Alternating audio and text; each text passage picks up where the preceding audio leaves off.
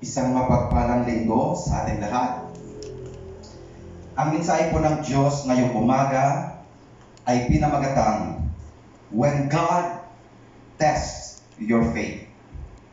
When God tests your faith. Dakilang Diyos naming makapangyarihan sa lahat, pinupuri ka namin, O Diyos, sa espesyal na umagang ito na inyo pong ipinagkaloob sa bawat isa sa amin.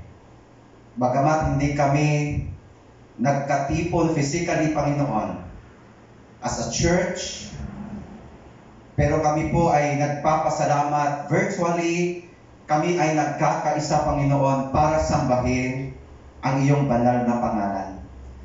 Salamat sa mga mensahe na mga awitin, naway nakapagbigay ito, O Diyos, ng karangalan, kaluwalhatian sa iyong pangalan, O Diyos. At sa aming pag-aaral ng iyong mga salita, buksan niyo po ang aming mga puso't isipan. Hugasan niyo po kami, Panginoon, sa lahat ng aming mga kasalanan. And fill us, Lord, puspusan niyo po kami ng iyong banal na Espiritu Santo. Gamitin niyo po ang iyong salita na mag-build up po sa iyong iglesia. Gamitin niyo po ang iyong lingkod, O Diyos. Be His mouthpiece.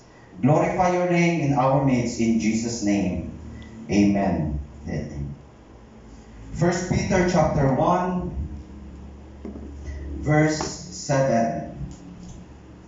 That the trial of your faith, being much more precious than of gold that perisheth, though it be tried with fire, might be found unto praise and honor and glory at the appearing of Jesus Christ. May the Lord bless the reading of His Word.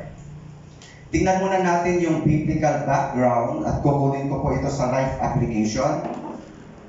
Yung author ng 1 Peter, of course, the author is the Holy Spirit, pero yung writer ay si Peter. Ano po ang purpose ng letter na ito? Bakit po naisulat ni Peter itong letter na ito? The purpose is to offer encouragement to suffering Christians. Now, ibig sabihin, itong letter na to ay sinulat ni Pedro para magbigay ng encouragement sa mga kapatiran na during that time ay nakakaranas ng sufferings because of great persecution. So ito yung purpose ng letter. The original audience, kanino po niya isinulat itong letter na to? Original audience is Christians scattered throughout the Roman Empire, especially in Asia Minor, who were facing persecution for their faith. Kasi during this time, nung dumating ang great persecution, nagsikalat po ang mga Kristiyano, no, sa ibang-ibang lugar throughout the Roman Empire, especially sa Asia Minor. Itong mga kapatiran na to ay nahaharap sa matinding pag-uusig. Now, date written approximately AD 64. Saan ba na isulat ni Peter itong letter na to? Possibly, siya po ay nasa Rome during the time. So, ang setting, Peter was probably in Rome when the great persecution under Emperor Nero began. Peter was eventually executed during this persecution. No, during the time na si Emperor Nero, yung emperador ng Roma, siya yung persecutor ng mga Kristiyano during the time. Now si Peter, dahil sa persecution na yon, he was crucified upside down because of his faith on the Lord Jesus Christ. Now throughout the Roman Empire, Christians were being tortured and killed for their faith. In other words, they suffered persecution because of Jesus, and God allowed that trials to test their faith. Kaya sa 1 Peter 1:7, sabi ni Paul, babasahin ko siya sa isang translation, these trials will show that your faith is genuine. It is being tested as fire tests and purifies gold, though your faith is far more precious than mere gold. So when your faith remains strong through many trials, it will bring you much praise and glory and honor on the day when Jesus Christ is revealed to the whole world. So ano pong practical application po natin dito, mga kapatid? May mga panahon, may mga panahon talaga na sinusubok ng Diyos ang ating pananampalataya sa Kanya. Okay? Minsan, hindi natin maintindihan ang proseso. Pero alam natin na bilang Kristiyano, kailangan natin pagdaanan ito. Okay? So dahil ang mga pagsubok na ito, mga kapatid, ang tanging paraan ng Diyos para mas lalo tayong maging matatag sa ating pananampalataya at para lumago tayo sa ating pagkilala at relasyon sa Kanya. Pagsubok, dahil sa pagsubok na yon, magiging matatag tayo na mananampalataya ni Kristo.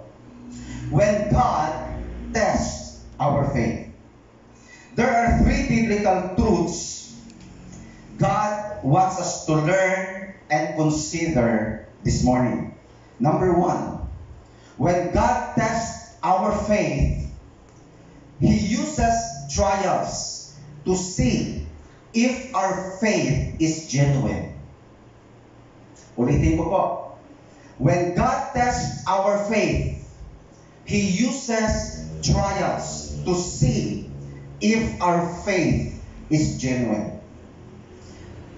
Madaling sabihin na may faith naman ako. Pero minsan pagdating ng pagsubok, doon lalabas ang tunay na kondisyon ng sinasabi nating faith. That's why God uses trials to see if our faith is real.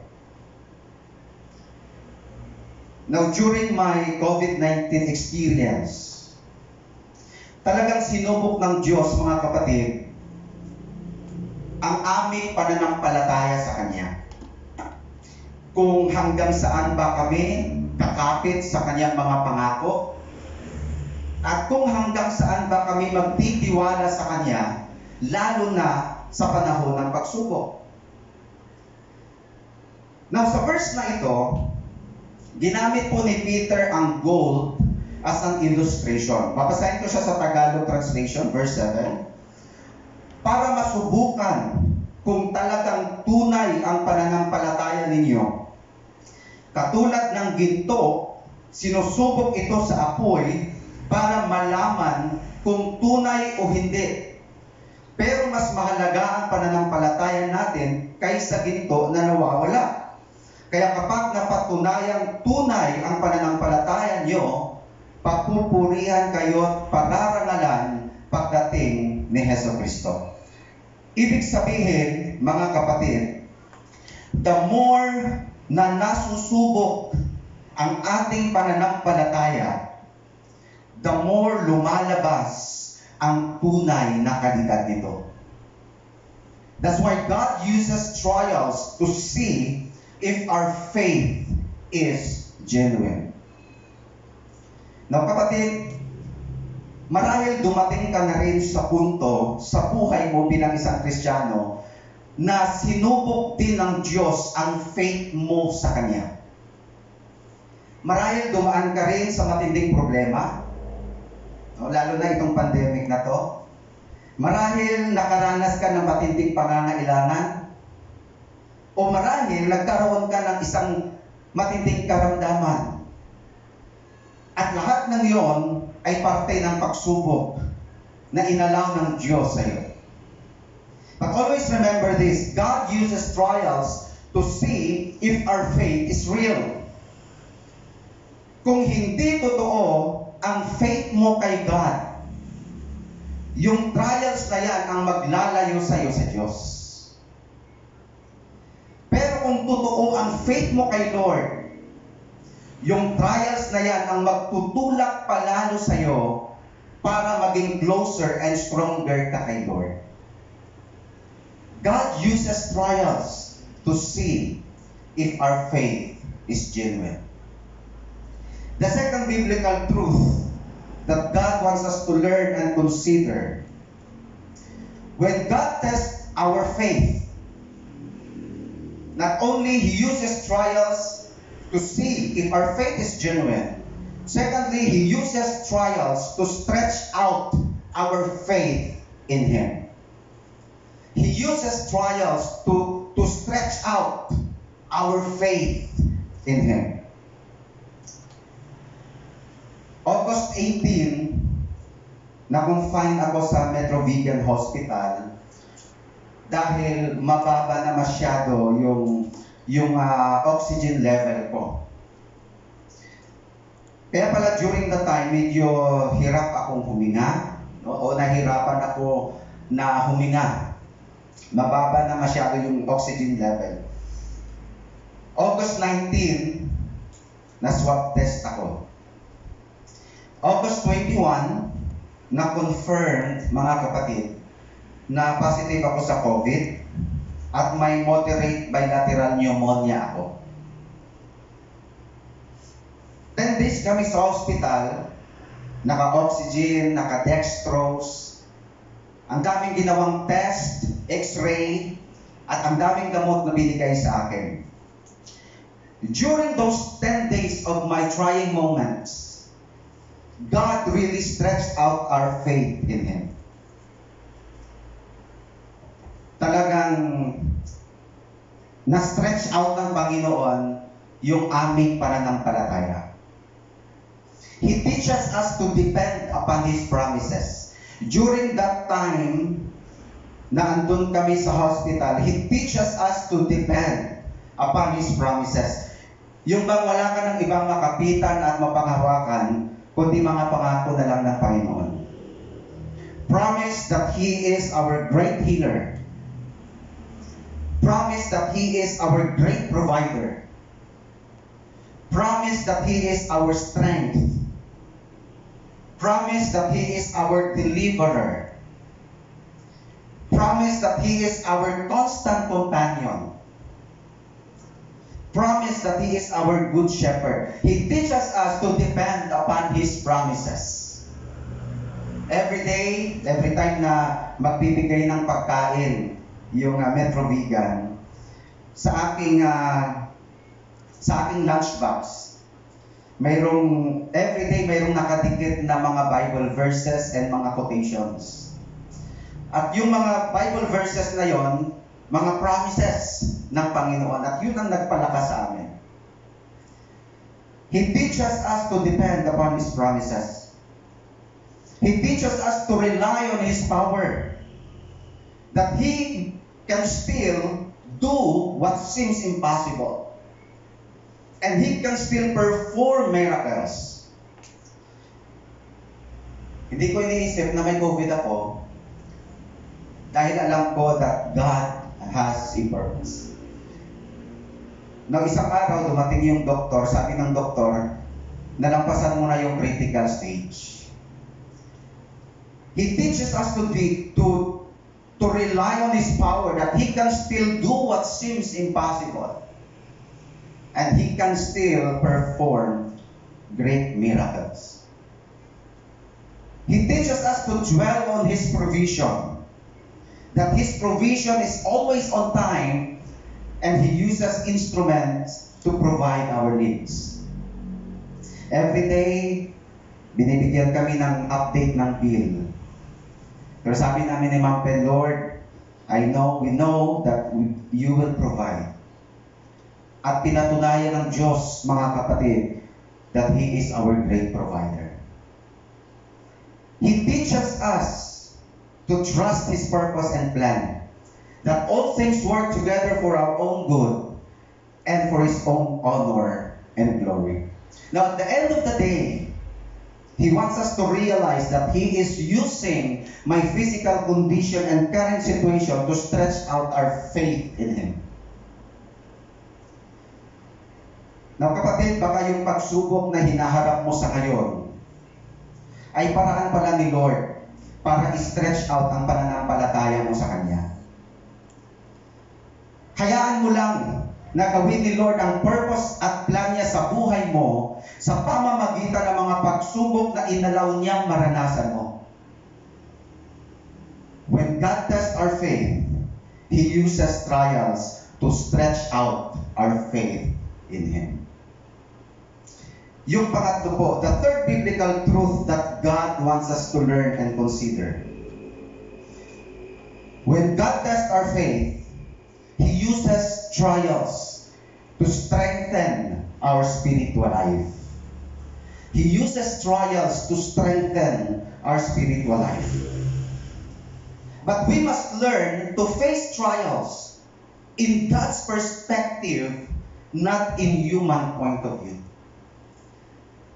Kailangan po natin harapin yung mga pagsubok na yon sa perspective ng Diyos.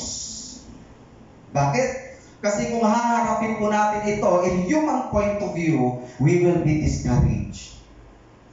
Hindi natin maunawaan, mga kapatid. That's why we need to see things in God's perspective. Kahit hindi man po natin maunawaan bakit may pagsubok tayong pinagdaraanan. We must learn to face trials in God's perspective, not in human point of view. We must learn to face trials in the light and guidance of the Scriptures. Mga kapatid, lalo na po pag tayo po ay nakaharap sa isang pagsubok, huwag niyo pong i-take for granted ang mga salita ng Diyos. Kailangan mong magbasa ng salita ng Diyos. Kailangan mong mag-aral ng salita ng Diyos. Kailangan mong makinig sa mga salita ng Diyos. Hindi yung may pagsubok na nga, hindi ka pa nagbabasa ng Bible. May pagsubok na nga, hindi ka pa nakikinig ng mga salita ng Diyos. Nung nandun kami sa ospital, Word of God, preaching, spiritual songs ang palagi namin pinapakinggan. Dahil alam namin, yun lang ang pwedeng magbigay sa amin ng spiritual strength. Yun ang magbibigay sa amin ng motivation to move on in spite of trying times. Kung wala yun, mga kapatid, siguro depressed na kami. Siguro discouraged kami. Siguro kung ano-ano ang nasa isip namin. Lalo na COVID. No, nag-positive ako sa COVID, yung iba hindi nakasurvive, yung iba namamatay. But we thank the Lord for His Word. And lalo na yung pangako ng Diyos sa atin, bilang isang Christian. We must learn to face trials with total dependence upon the work of God, the Holy Spirit. Na alam natin na sa likod ng trials na ito, God is still working. Gumagalaw pa rin ang Diyos sa pamamagitan ng Espiritu Santo. Kumikilos siya sa ating buhay. Kumikilos siya sa ating mga circumstances. So sabi namin ni Ma'am Pen, we believe na kumikilos ang Diyos sa doktor, sa mga nurses, sa mga gamot, sa mga tao na ginagamit niyang mag-extend ng prayer and financial assistance. Hindi namin ini-expect that, pero we believe that God is working. Kaya mayroon kaming peace of mind. Mayroon kaming peace sa aming puso. Why? Because God is working. God is still in control of everything. He uses trials to strengthen our spiritual life. Now, we really thank the Lord for allowing trials and testings in our lives as workers. Dahil itong pagsubok na ito ang nagpatatag sa aming pananampalataya sa Kanya. Itong pagsubok na to ang nagpatibay ng aming spiritual life. At itong pagsubok rin ang ginamit ni Lord para mas lalo namin siyang makilala at maranasan siya ng personal sa aming buhay. Now, kapatid, sa mga pagsubok na pinagdaanan mo sa buhay, ang tanong ko po, mas lalo mo ba siyang nakilala? Naramdaman mo ba ang kanyang presensya? Mas tumibay ba ang pananampalataya mo sa kanya? Mas nag-mature ka ba spiritually? O baka dahil sa trials na yan, natutunan mong magtampo sa kanya. Natutunan mong i-question ang mga plano niya. Natutunan mo ngayong mag-worry at gawin ang lahat sa sariling paraan. Ganun ba ang experience natin, mga kapatid? You know what, kapatid, sana hayaan mo na gamitin ni Lord ang mga pagsubok na iyong pinagdaraanan sa ngayon para patatagin ang iyong pananampalataya at palakasin ang spiritual life mo bilang Kristiyano. When God tests our faith, He uses trials to see if our faith is genuine. He uses trials to stretch out our faith in Him. And He uses trials to strengthen our spiritual life. 1 Peter 1:7, these trials will show that your faith is genuine. It is being tested as fire tests and purifies gold, though your faith is far more precious than mere gold. So when your faith remains strong, through many trials, it will bring you much praise and glory and honor on the day when Jesus Christ is revealed to the whole world. May the Lord bless His work in our hearts. Let us pray. Father in heaven, thank you for your word. Thank you, Lord, for the trials that you have allowed us to experience. Alam namin, Lord, na yung lahat ng ito ay may dahilan. Ginagamit niyo po ito to see if our faith is real. Ginagamit niyo po itong mga pagsubok na ito para stretch out, Lord, ang aming faith sa iyo. Para patatagin ang aming spiritual life. Lord, thank you for all those trials. Salamat, Lord, sa iyong mga salita. Gamitin niyo po ito to build up your church. Dalangin ko, Panginoon, marahil may mga kapatiran kami na nahaharap din sa mga problema, nahaharap din sa mga pangangailangan, nahaharap din sa mga karamdaman, Panginoon. At lahat ng iyon marahil ay parte ng pagsubok mo sa kanilang mga buhay. Lord, help them to hold on. Help them, Lord, na panghahawakan ka, Panginoon. Tulungan niyo po sila na huwag silang bumitaw, O Diyos. Marahil may mga kapatiran kaming nanghihina na dahil sa mga pagsubok sa kanilang buhay. Lord, help them. Tulungan niyo po sila, Panginoon. Ibangon niyo po sila, O Diyos. Tulungan niyo po sila na magpatuloy sa kanilang paglilingkod sa iyo, O Diyos. Bless your word. In Jesus' name we pray. Amen.